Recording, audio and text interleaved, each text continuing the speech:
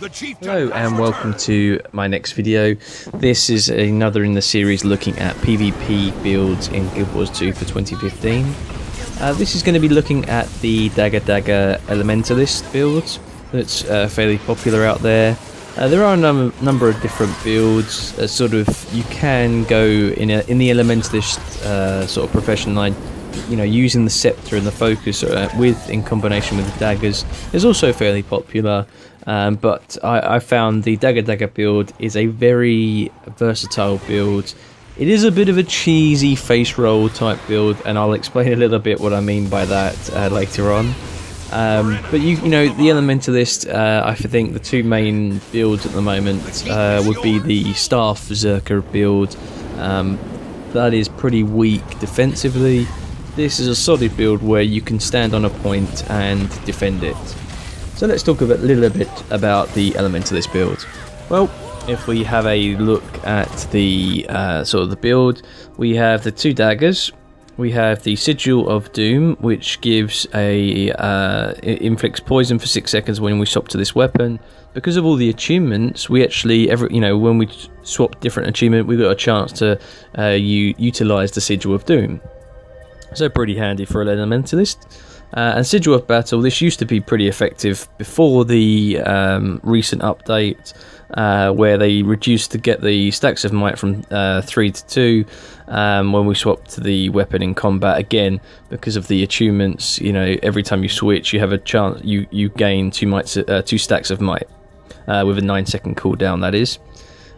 We look at the rune. We've got the rune of Holbreck, giving power and might duration, and also important the end there, minus 20% condition duration, which is pretty handy for this Elementalist build. We look at the amulet. We have the Celestial amulet. Yeah, it's pretty easy to use. It's getting more and more use these days. So let's look at the traits. 00266. We go into Earth Magic, we get condition damage and toughness, gain toughness while attuned to Earth. We get grant protection while applying an aura to yourself and an ally. Now, this build is particularly built around the premise that the more boons, the better. So what we're looking at in this build is anything that can get us a boon. So we look at throughout the rest of our options here, none of these gain us a boon, so that's why we tend to go with this one. Gain protection when applying an aura to yourself or an ally. So we're going to come back to that a little bit later. Water magic, we have 6, so we have you and nearby allies regenerate health while you're attuned to water. Powerful tool. We gain regeneration when critically hit. Again, there's nothing else that will really give us a boon in this trait line. Heal nearby allies when attuning to water, terrific for support play. We have cleansing wave because the only other thing that would give us boons would be cantrips. The reason we wouldn't want to take it, the only cantrip we have is protect yourself using armor of the earth. You could, if you wanted to, take lightning. There is the options to take lightning flash, because obviously it is a cantrip, or cleansing fire, which is good for condi removal. I prefer cleansing wave because it removes condition from myself and my allies when we're tuning to water. But again, that is a viable option. If you did have, I only have 1 cantrip. If you had a few more cantrips in your sort of skill set, Soothing Disruption would be a viable option. Deal more damage for each boon on you. This is crucial. So the more boons you've got, the higher your damage output is. It's only a 1% damage increase, but that's significant. That little amount can prove significant. Cleansing water we have in the final trait line. So when you grant regeneration to yourself and an ally, you remove condition. So how do we grant regeneration? Well, when we attune to water, when critically hit, it all works together to remove a lot of conditions. I don't use weapon skills, so that's not really effective to me, and Aquatic Benevolence doesn't really come into play. It's not really that substantial for an Elementalist. So we go into boon duration, the arcane trait line. In the first trait, well, first of all, we gain Fury when we switch to achievements, always handy. We then get renewing stamina. we gain vigor when we deliver a critical hit. So there's nothing else again that gives us sort of, you know, the extra sort of boons. Windborne Dagger, I think for Elementalist, I don't think it's that significant.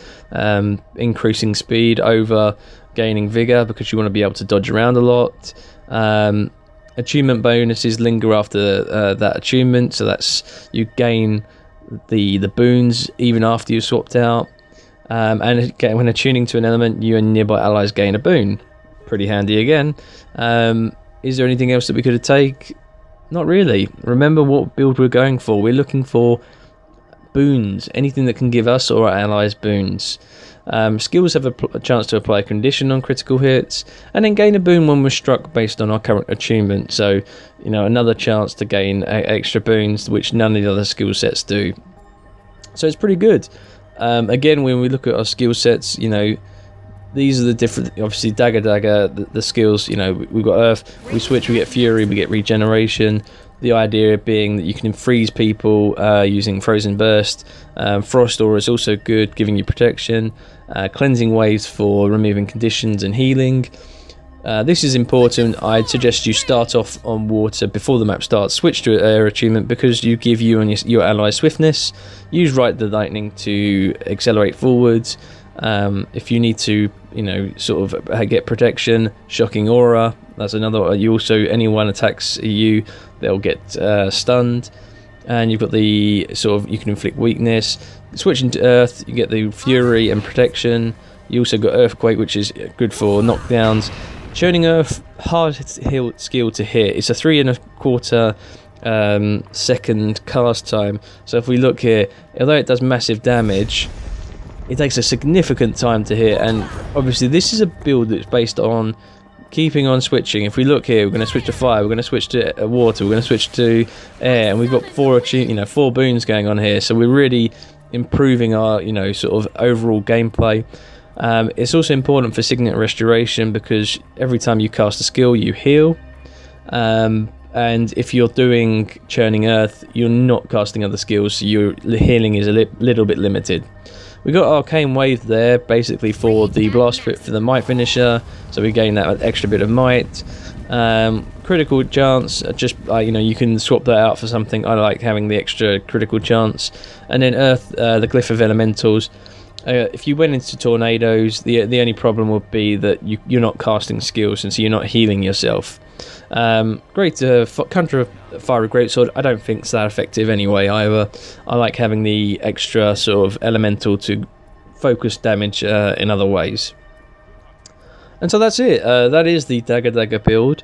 It's very versatile. I find being able to hold points, get involved in the action, extremely easy and enjoyable. I've played, you know, Elementalist is my main character. I've played a lot of different PvP with Dagger and Staff Ellie, and I find for PvP, the Staff Ellie is very good at taking out groups of targets from a distance, but it can easily get pinned down, you know, particularly by a ranger or a thief. And I prefer the Elementalist Dagger build. It's got that bit of extra, you know, sort of protect, that extra sort of tankiness that you need to get involved and stay involved in the combat a lot longer. I would admit, you know, there are drawbacks to going with this build. Damage output isn't as high as other builds.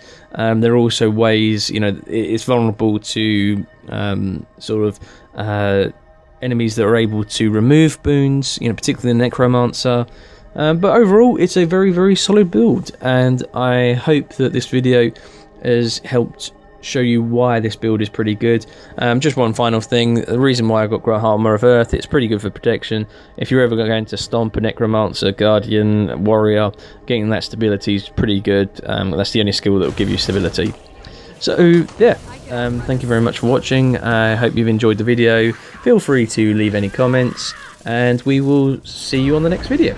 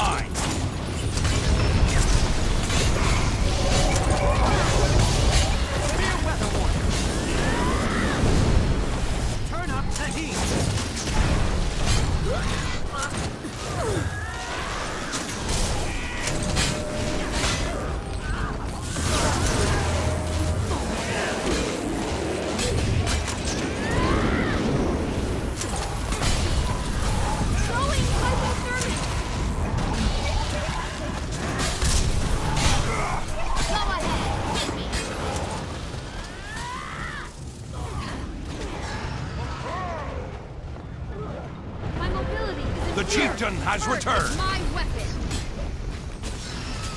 The keep is yours.